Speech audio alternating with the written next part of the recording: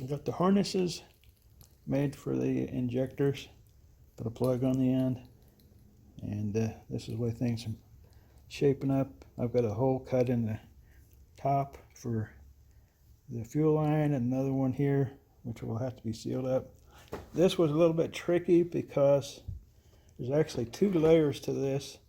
There's the top layer and then this layer here, and so I made a hole in the top for big enough to accommodate the bolt or the nut head that's on this temperature sensor, but that's too big because it will allow air to seep in unfiltered to go in here, up through here, and then into here. So after I got the temperature sensor in, I had to seal this back up so that there's no air leakage past the filter.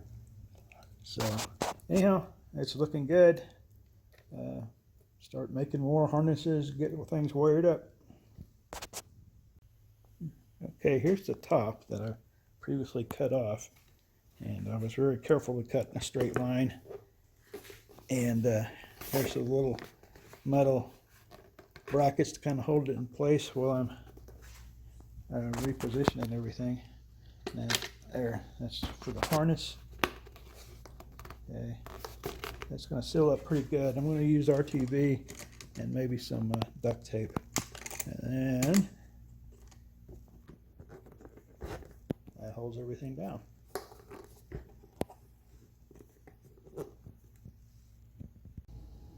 Okay, so in order to open this up for fuel injection, I'm going to have to remove the sliders and probably do something about plugging the holes in around the periphery here. I'm going to check those, see just how much vacuum can leak by that before I do anything else. But I need to hook up a vacuum to this and see where the leaks are.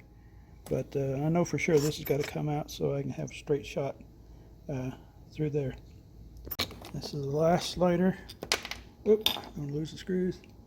I'm going to mark this guy.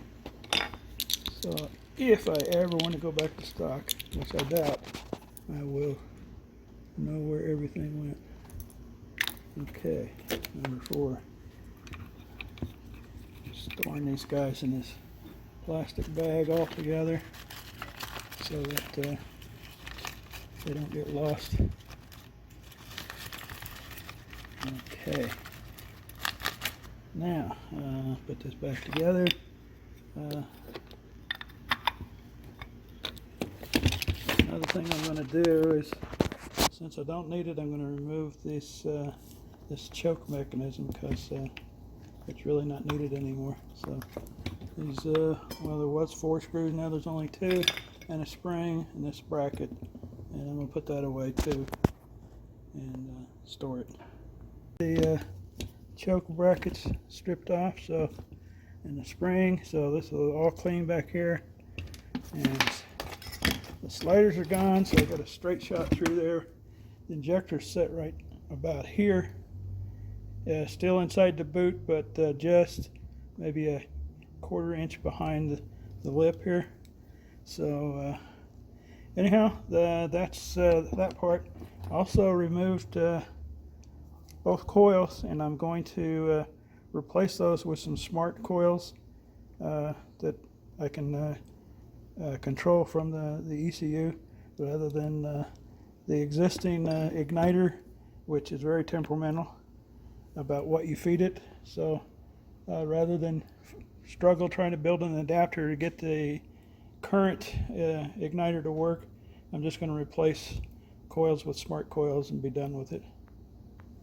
So yeah, that leaves a lot of room right up in here where the coils were. Okay, got the carbs in.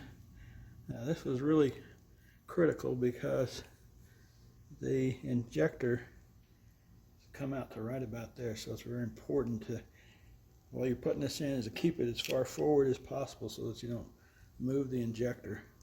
I want to check and make sure it's still where it's supposed to be.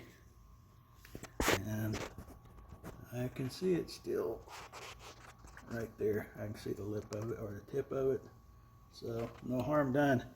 But that was an ordeal, just trying to keep everything forward of the airbox so that I didn't hit the injectors on the way down.